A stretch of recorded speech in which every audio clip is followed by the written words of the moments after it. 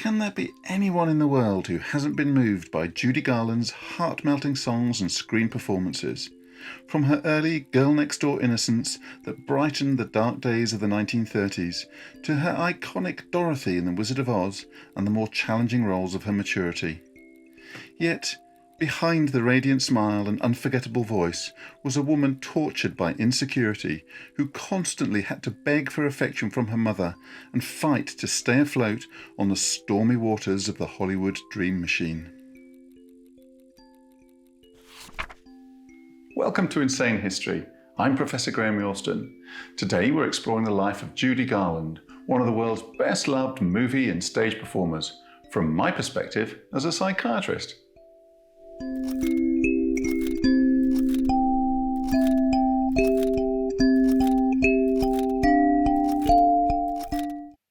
To find out how she struggled with the pressure piled on her by a coldly ambitious mother and studio system interested only in box office takings, and of course, how she ultimately lost her battle to die tragically young. I'm afraid a girl would have her hands full, kissing so many men. Makes me dream all day, dreams I know can... Matt, I'm going to go to Paris.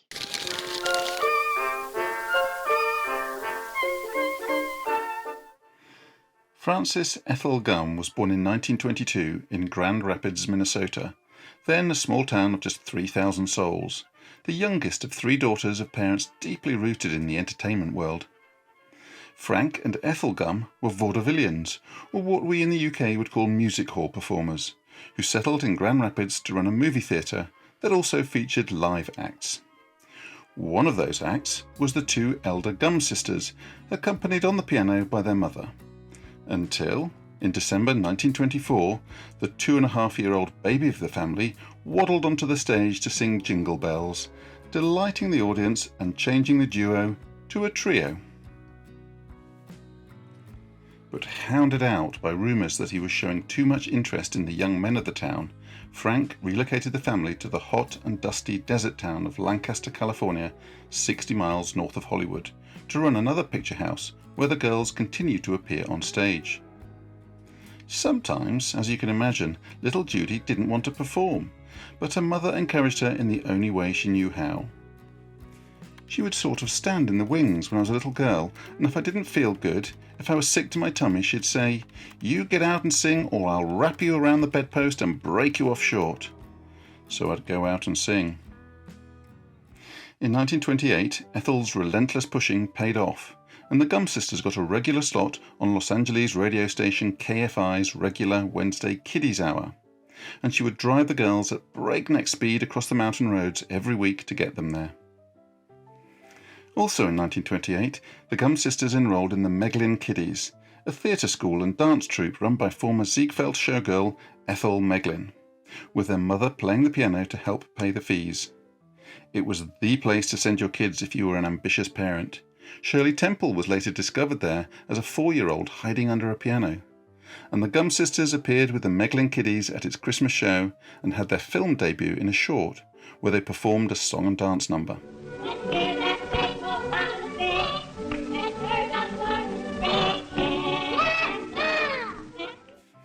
This was followed by appearances in 2 Vitaphone shorts the following year, and in Bubbles in 1930, with Judy, still known as Frances Gum, demonstrating her precocious talent at the grand old age of 8.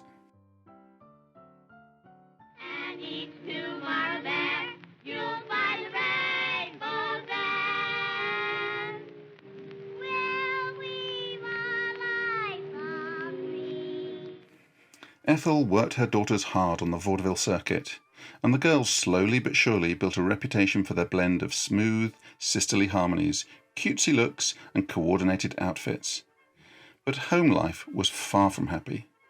Judy later said her parents were always splitting up and getting back together, and that the only time I felt wanted when I was a kid was when I was on stage performing. Their father Frank wanted his girls to be successful too, but not at the expense of everything else. And whenever he cautioned his wife to slow down so as not to burn them out, there would be bitter arguments, and Ethel would rush into Judy's room, pull her out of bed, and say they were leaving. If the sleepy little girl dared to say she didn't want to leave Daddy, her mother would retort, "Then you don't love me." And regardless, she would be bundled into the back of the Buick and driven around at high speed all night long, returning either at dawn or after festering for several days in a Los Angeles motel. Even more damaging was Ethel's way of reacting to her daughter saying or doing something wrong on these angry flights to nowhere. She would not spank her or physically chastise her. Oh no, she would silently pack her bags and walk out of the room, slamming the door behind her without telling the terrified child where she was going. Frozen in fear, Judy would sit for hours without saying a word, without moving a muscle, terrified she would never see her mother again. And when she would eventually return, sometimes 5 hours later, Judy would hug her in tears and tell her she was the best mother in the world. And Ethel would coldly reply, "Well, you're just lucky I came back this time, because next time I won't." It really is no surprise that with such parenting, little Frances Gumm grew up to develop some serious emotional problems. The always impatient Ethel was bored with Lancaster and bored with her husband, and when she wasn't driving her daughters to auditions, she took up with Will Gilmore, a water pump salesman with a mean streak and bad temper who seemed to take pleasure in criticising her children, Judy in particular, while she just stood by and joined in the humiliation. One time, playing hide-and-seek with her sisters on a visit to the Gilmore's house, Judy stumbled into an abandoned pump house, thinking it would be empty, only to find her mother and Gilmore doing something strange. Judy was too young to know what it was, of course, but I think we can safely assume that they weren't pumping water. Judy wanted to be like the other kids in town, do the same things, play the same games, but Ethel would not let her do anything that might put her in harm's way. Playing on a rope swing, or going out trick-or-treating at Halloween. Ethel was not averse to giving her pet pills to keep her awake enough to perform, however, and sleepers to wind her down afterwards. And this was before she was even 10 years old. Judy later said that she felt the people of Lancaster didn't like her, but it was not her they didn't like. Neighbours said they never once saw her mother hug her, and that her concern for Judy's safety was not motherly love, but the calculating concern of a businesswoman protecting an asset. Commuting into Los Angeles from Lancaster was never going to give the trio the best opportunities, however fast Ethel drove. So in 1933 she left Frank behind and rented an apartment in Silver Lake and enrolled the girls in the Hollywood Professional School, a unique institution which satisfied the authorities that an education was being provided, but with its morning-only classes was all about allowing its students to attend auditions and have time off to perform. By 1934, the trio were polished professionals, and Mum drove them across country to cash in on the crowds at the Chicago World's Fair. They got their big break when they were added as a last-minute fill-in at the Oriental Theatre, with headlining star George Jessel. He loved the girls, especially Judy, who already had a voice far more mature than her 12 years. But giggles from the audience when they were introduced as the Gumm Sisters prompted Jessel to change their name to the Garland Sisters, as they looked prettier than a garland of flowers. At least that's one version of how Frances Gumm became Judy Garland. There are others, my favourite being the story that the change was made after they were billed as the Glum Sisters.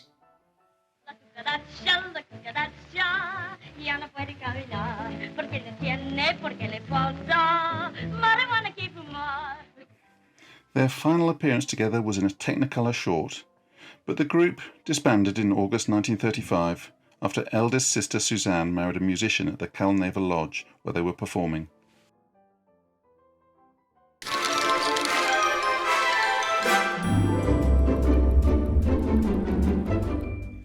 The Garland sisters had been getting a lot of press coverage, and in September 1935, Judy got the summons to the Metro-Goldwyn-Mayer studios in Culver City for an audition with lyricist and assistant producer Arthur Freed.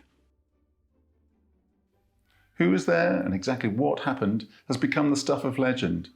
But her opening song was enough to coax the MGM Supremo himself, Louis B. Mayer, out to the soundstage to listen. He was a hard man to impress, but when he saw something he liked, he wasn't one for dithering, and Judy was immediately offered a 7-year contract. Once signed, however, she posed a bit of a dilemma for the studio. At 13, she was older than the usual child stars of the day, but too young for adult roles. And she was small, under 5 feet, and Mayer didn't reckon much to her looks, calling her his little hunchback. If that seems harsh, you have to remember the studio had quite a collection of child stars. They all went to school together, and Judy's classmates included Ava Gardner, Lana Turner, Elizabeth Taylor, much more in the mould of the classic beauties the industry wanted. At first, little Judy was trotted out to perform at studio functions and celebrity parties, but in October 1935 she appeared on the Shell Chateau Hour, a national Sunday evening radio show, sparking huge interest. A second performance on the show was scheduled a month later, but just before she was due to perform, her father was rushed into hospital with meningitis. Her rendition of Zing Went the Strings of My Heart in these circumstances as a 13-year-old is nothing short of remarkable.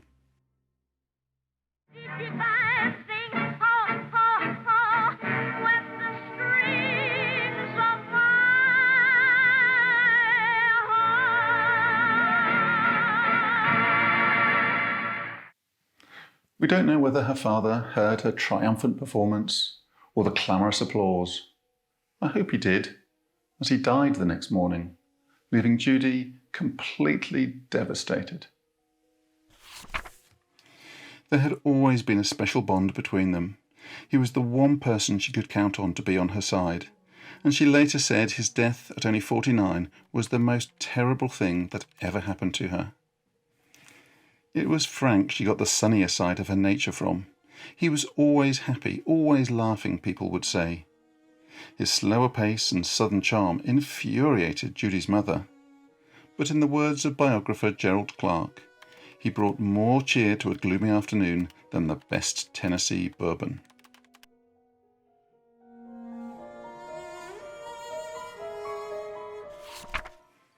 Her first MGM role was the musical short Every Sunday, alongside another contracted child singer, Deanna Durbin.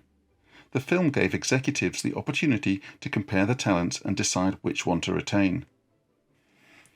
Her first feature-length film was actually when she was loaned out to Fox to make Pigskin Parade, a football-themed musical comedy, and despite singing 3 solos, she was billed low down in 10th place after the other actors. Next came an appearance in Broadway Melody of 1938, which, despite its name, came out in 1937, in which she steals the show with her performance of You Made Me Love You. Judy was then cast opposite MGM's #1 teenage box office draw Mickey Rooney in a series of popular Andy Hardy films, initially in a supporting role and later as lead alongside Rooney.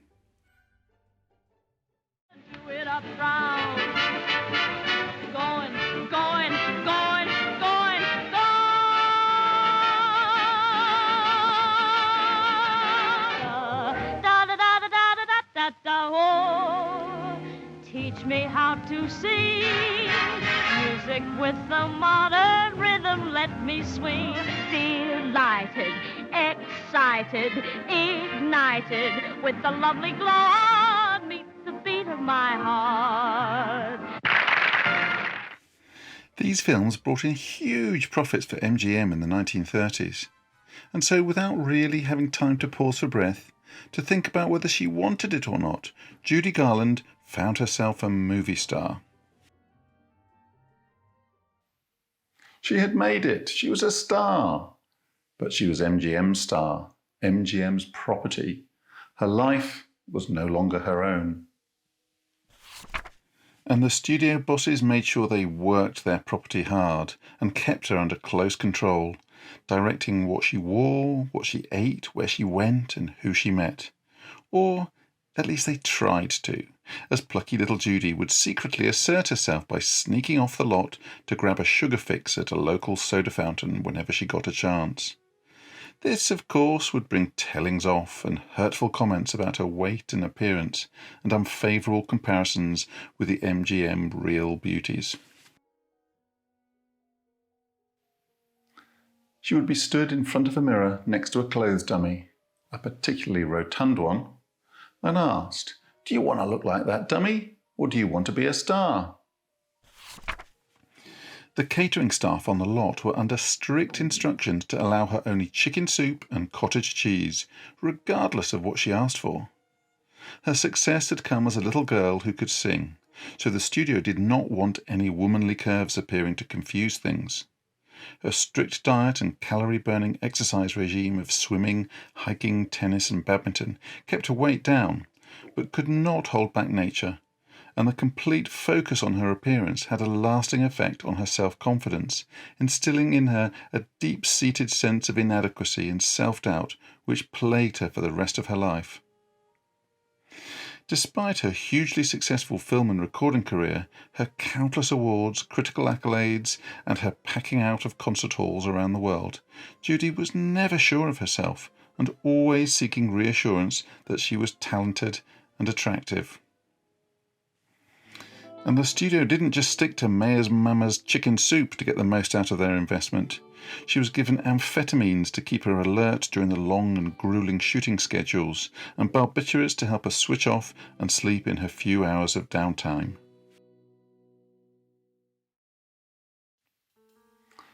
It seems incredible now that anyone would expose a young girl to such powerful and addictive drugs. But the practice was widespread. And for me as a parent, what I find even more shocking is that her mother went along with it all. But then, context is everything.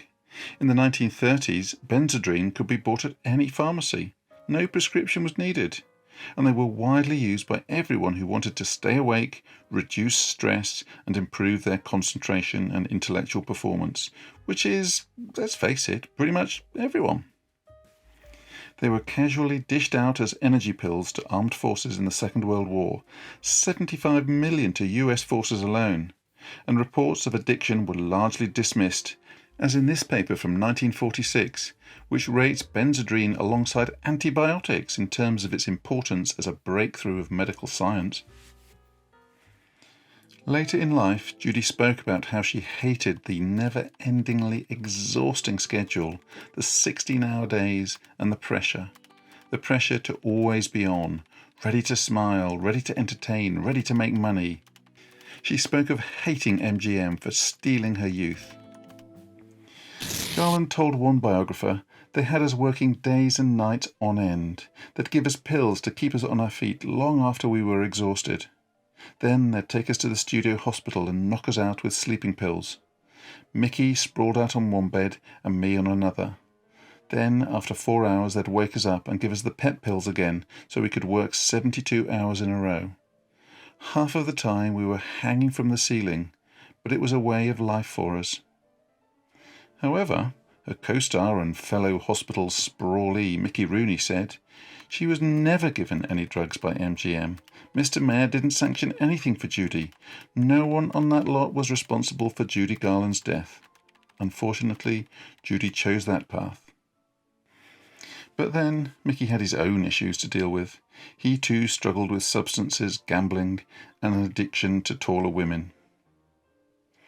A typical day in 1938 would start with 3 hours in school, then 2 hours in singing rehearsal before she even stepped in front of a camera. And it wasn't unusual for the day to finish at 4 or 5 a.m. When was she supposed to have a social life? Meet people her own age, do normal teenage things, fun things, silly things, make mistakes, learn and grow. Nobody cared. With her father gone, her mother certainly wasn't going to pressure the studio to ease up and let her be just an ordinary kid some of the time.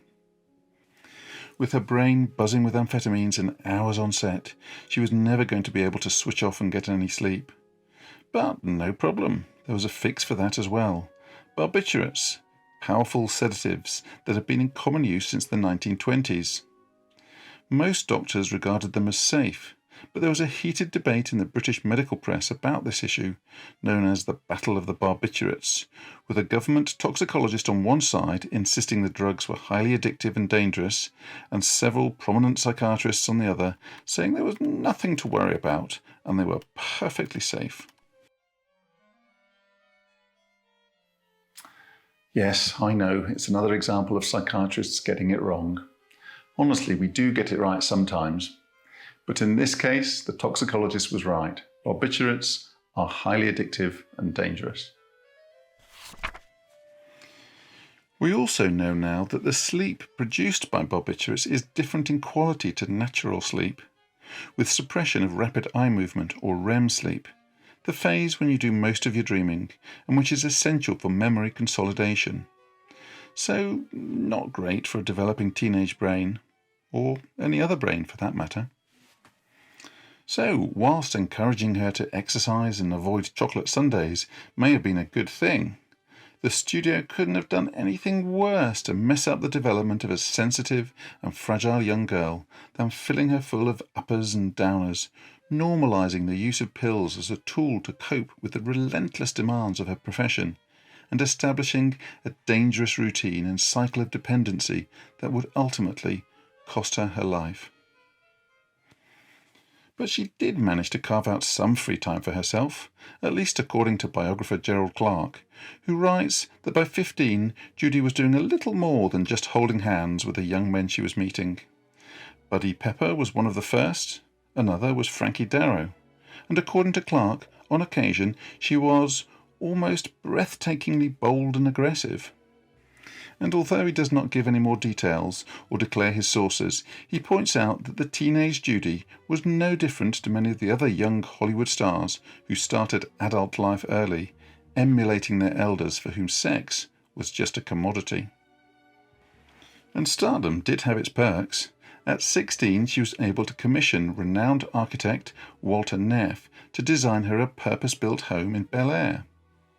1231 Stone Canyon Road, a 5-bedroomed house set in 2.6 acres with a pool and tennis court, where she lived with her mother, grandmother and sister Virginia.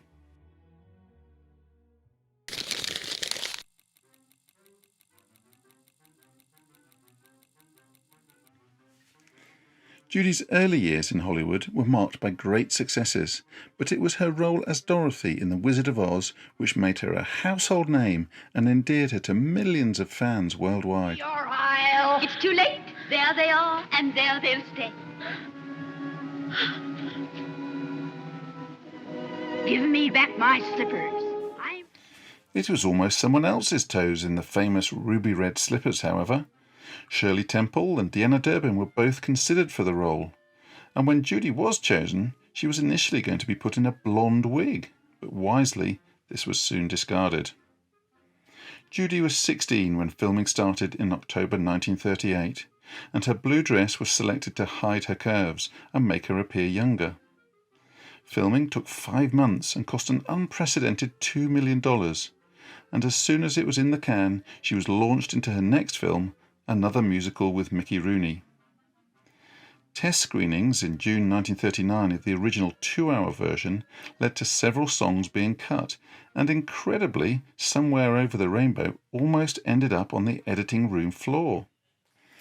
But it was the 101-minute Wizard of Oz we know today, with Judy's signature song intact, that was released in August to almost universal acclaim. Typical in its praise was the New York Times and its description of Judy as a pert and fresh-faced miss with the wonderlit eyes of a believer in fairy tales. Variety predicted the film was likely to perform some record-breaking feats of box office magic, and it did, eventually. But, as always, there were naysayers, the New Yorker writing that the film displayed no trace of imagination, good taste, or ingenuity, and declared it a stinkeroo. I'm normally a big fan of the New Yorker, but I think it's safe to say that they got this one wrong. 1939 is considered by many film historians to be the greatest year in the history of Hollywood. And in lesser years, The Wizard of Oz may well have swept the floor with awards and box office records. However, it had to compete with some stiff opposition. Only catching Gatewood outside of town that way. I just took this job 10 years ago. Must be tremendously interesting to be a schoolmaster. I thought so once. Don't you want to marry me? I'm going to marry Melanie. But you can't, not if you care for me. Oh, my dear, why must you make me say things that will hurt you? Financially, it was a bit of a flop at first, grossing just over $2 million and not recouping its production costs. It didn't even do as well as Judy's other film out the same year, Babes in Arms. But it did pick up awards for Best Score and Best Song, and earned Judy an Academy Juvenile Award for her performance, increasing her already considerable bankability for the studio. There are all sorts of theories as to why it has gone on to become one of the best-loved movies of all time. I'm sure everyone will have their own opinions on this, but surely it must have something to do with Judy's simple, sweet, but tear-jerkingly moving rendition of Over the Rainbow. An anthem of hope for better times, an acceptance that perhaps childish dreams are beyond reach, and an achingly nostalgic look back to times when it seemed they weren't. Of course, no one knew how the young star's life was going to pan out, least of all Judy. But for me, knowing all the pain and heartache that was to come makes this innocent song all the more poignant. With no time to rest, Judy was sent on a multi-city promotional tour, culminating in live shows with Mickey Rooney at the Capitol Theatre in New York. 5 times daily in the week, and incredibly 7 times daily at the weekend. The shows were a sellout, and the huge crowds queuing to get in brought Manhattan to a standstill. An exhausted Judy collapsed off stage at one point, and Rooney had to improvise while she recovered. Thank you very, very much. We can only guess at what she was offered to boost her flagging energy. 6 days after the film's general release in America, Adolf Hitler invaded Poland, and much of the world was at war.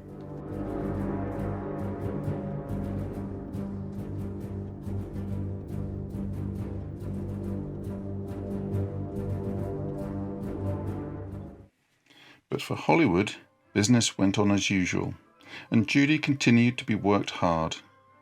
Her mother too continued to bulldoze her way through her daughters' lives. In November 1939, 4 years to the day after Frank died, Ethel married Will Gilmore, the lover everyone apart from Ethel hated. She didn't tell the girls, just sneaked over the state line to Yuma for a quickie ceremony. And no sooner were they back in Stone Canyon Road than Will announced he was going to take over managing the entire family's finances, including Judy's. Fortunately, Ethel was having none of it, and he didn't get his hands on his stepdaughter's earnings. For the studio, Judy made more Andy Hardy backyard musicals. Kept on walking down the avenue, no. Be careful, Betsy. You'll scratch the paint. Hi there, Playmate. Don't worry, I won't scratch it. This is Grandma's best towel. Oh, Andy, it's marvelous to see you. And another musical with Rooney, Strike Up the Band. All the natives go 1, 2, 3, pull. 1, 2, 3, pull. And her first adult role and screen kiss in Little Nellie Kelly. Oh, Jerry. He wasn't a bit nervous that time.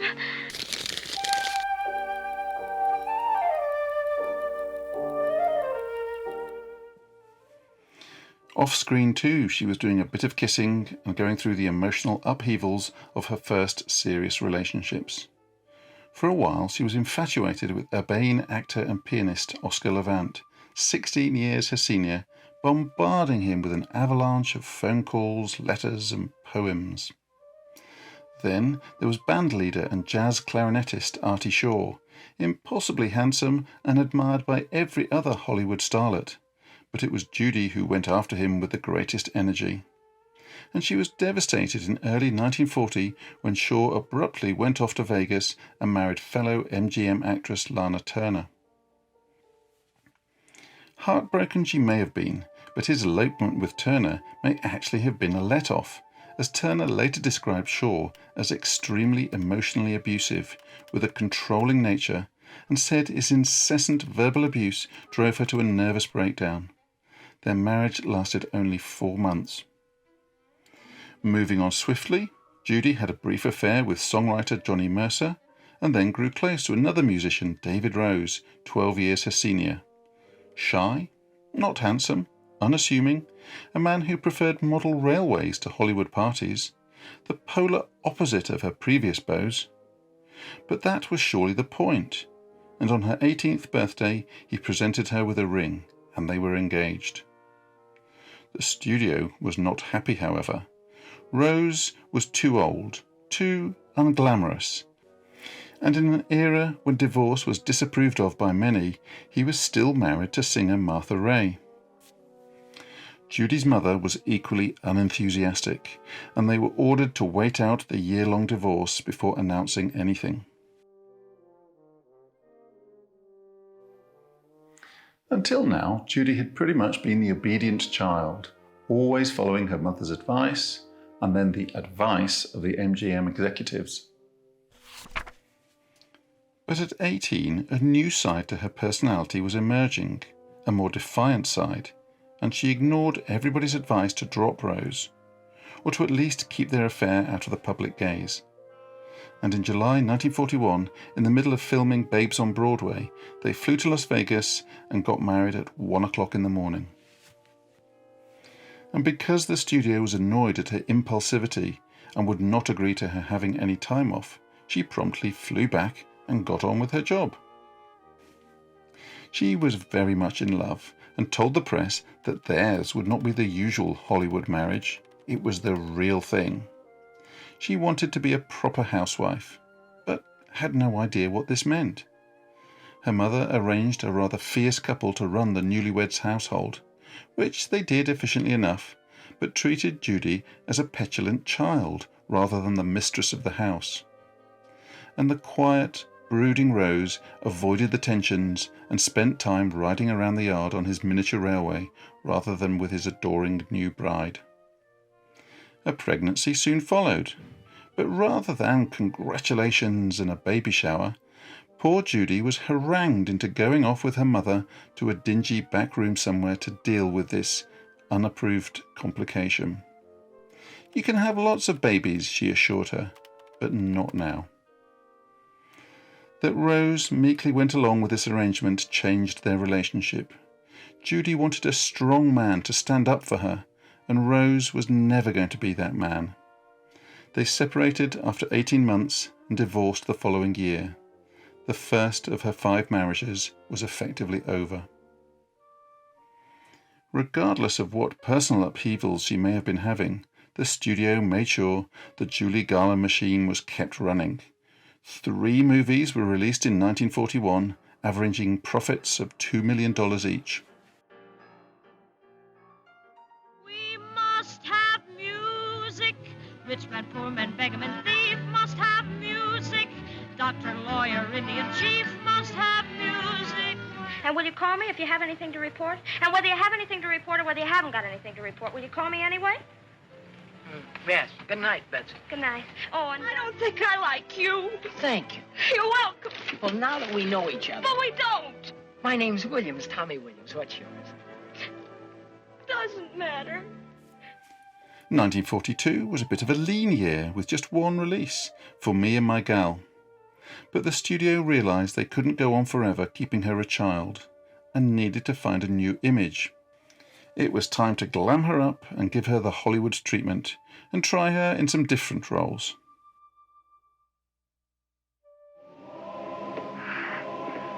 how have you been, Harry? How's everything in New York? You know, it's a funny thing. Just the other day I was... Joe. In East Mary Cafe, taking your breath away with that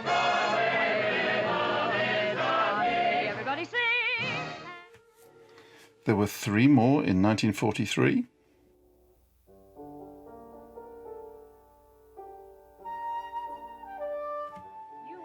Including Girl Crazy, an adaptation of a George and Ira Gershwin Broadway stage musical.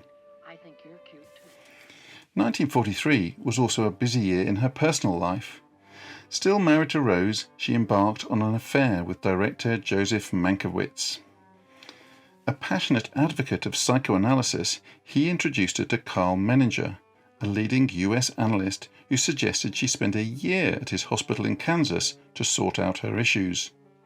She was never going to be able to get a year off, so Menninger suggested daily sessions with a local therapist instead. He recommended Ernst Zimmel, a respected German psychiatrist who knew Freud personally and treated Princess Alice, the grandmother of Charles III, at his Berlin sanatorium in 1930. He had fled to America when the Nazis came to power and soon developed a busy practice catering to the troubled minds of Hollywood. With Mankiewicz's encouragement, Judy began seeing him every morning for an hour before filming, and he started to ask questions. Dangerous questions about what she wanted out of life. Horrified, her mother began to notice a new air of defiance and rushed over to see Louis Mayer to demand something be done. And together they did their best to stop Mankiewicz encouraging her in such nonsense. Despite all of their machinations, and much to their annoyance, she continued seeing both Mankiewicz and Zimmel. But in the end, she felt Zimmel was just another authority figure telling her what to do, and she started missing sessions, and then not being honest with him, and it all fizzled out, having achieved very little. But the danger was over as far as the studio was concerned. Their precious commodity was back under their control. She moved on to have an affair with actor Tyrone Power, and became pregnant again, and again it was not convenient and dealt with by her mother. But she was so busy with her unrelenting schedule, there was no time to dwell on anything. Benzedrine kept her awake and barbiturates sent her to sleep. Garland's career was dominated by the merciless demands to maintain her star status. The expectation to deliver one box office hit after another meant that she was constantly under the spotlight, with little respite from the public eye. This intense scrutiny was not limited to her professional life, but extended into her personal life as well, where her relationships and what should have been private struggles became fodder for the media, always hungry for more. The pressure to perform at this high level, to constantly reinvent herself while still staying true to the unaffected, innocent persona that the world adored, took a significant toll on her emotional well-being.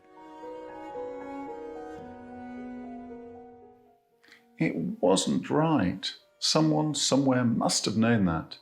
But film after film, Judy Garland kept bringing in the profits, so no one was going to change anything.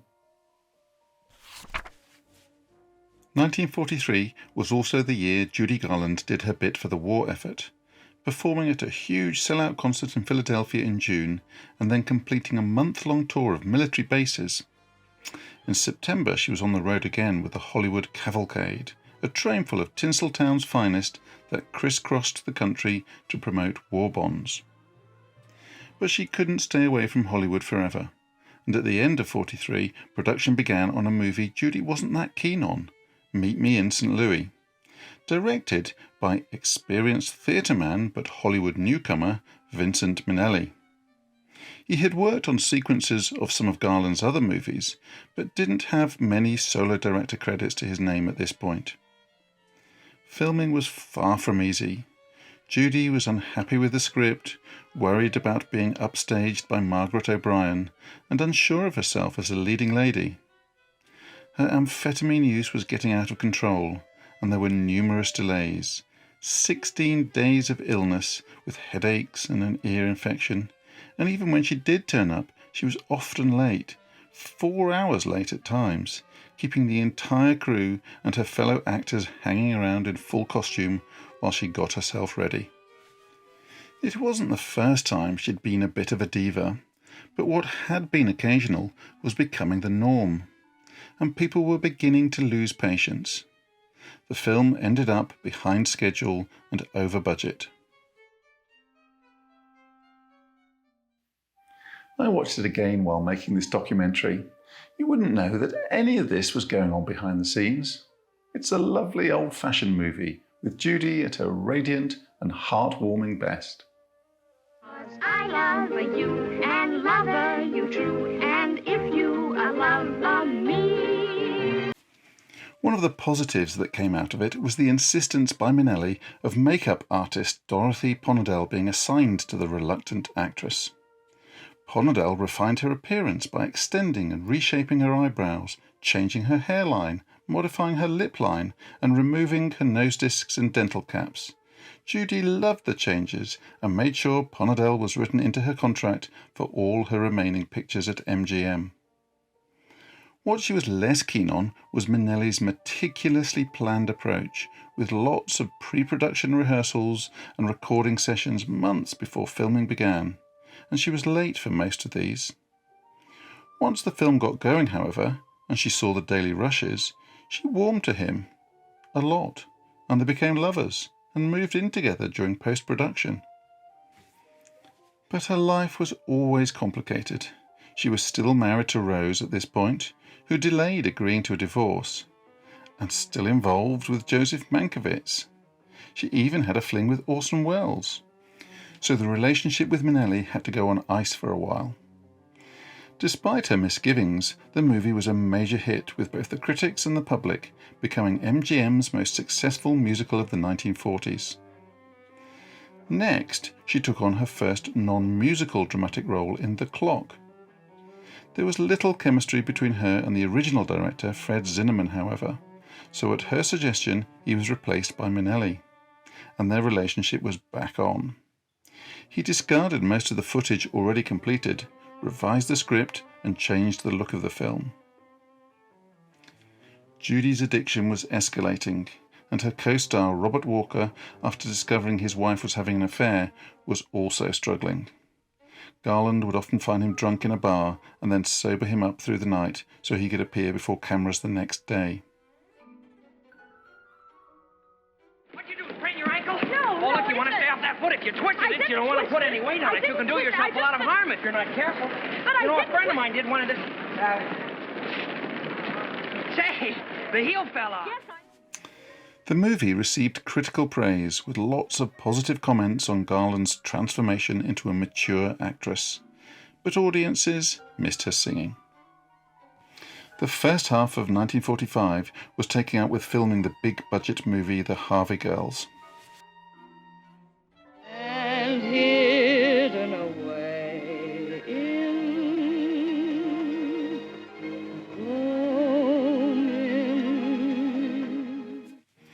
But in June, a month after victory in Europe, Judy, now 22, married Vincent Minnelli, 20 years her senior. The studio approved, and Louis B. Mayer even gave her away at the wedding, and the happy couple were granted a 3-month honeymoon. They rented a penthouse in New York, which was buzzing with celebrations and victory parades for VE Day and in August VJ Day. They went to the theatre, visited museums, and for the first time in a decade her life was her own. She got on top of her addiction and ceremoniously dumped a bottle of her pills into the Hudson, promising Minnelli she was a reformed character. By September she was pregnant, and this time there were congratulations. It didn't stop MGM squeezing another movie out of her before she showed, however. Till the Clouds Roll By is a biopic of Jerome Kern, but more an opportunity for the studio singers to showcase their talents. Clever lighting meant that you would hardly know that Judy was just a few months off delivering. Says the first act was a dream, signed Flo. Wish you'd said the second act. Don't worry about the second act. Second's better than the first. No. Thank you. Hazel, is everything ready for the quick change? Everything's ready in the stage dressing room. In March 1946, her daughter Liza Minnelli was born by caesarean section at Cedars Sinai Medical Center. Judy and Vincent were ecstatic, and Judy declared she would be back at work in a month. However, it took a long time for her to get over the birth. She tried to go out for a walk, but collapsed on the pavement, and her doctor ordered her back on bed rest. It has been speculated that she had postpartum depression after the birth, and in 1946 there were no specific antidepressant medications. There was ECT, which had been pioneered a decade before in Italy by Cerletti and Bini, and there was amphetamine, 1 million tablets of which were swallowed every day by Americans at this time. When Judy threw her pills into the Hudson the year before, she had vowed to stay off them for good, and she managed this successfully throughout the pregnancy. Whether she restarted them as a treatment for depression or not, we don't know. But we do know that she had a tough time in the first 6 months of Liza's life, despite the smiles for the cameras.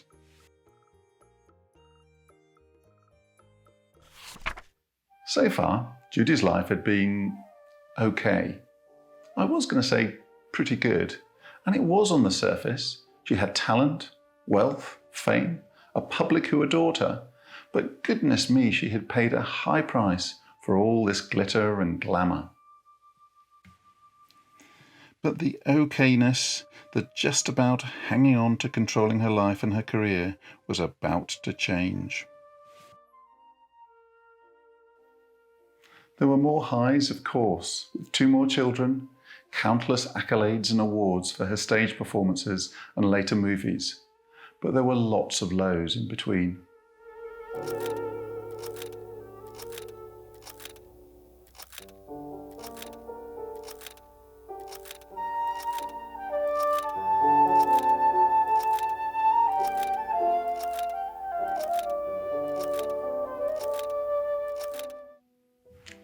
I think we all know how this story is going to end, but it doesn't make the telling of it any easier.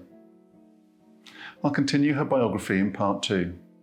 It's a sad story, and in many ways it didn't have to play out as such a tragedy, but it just did.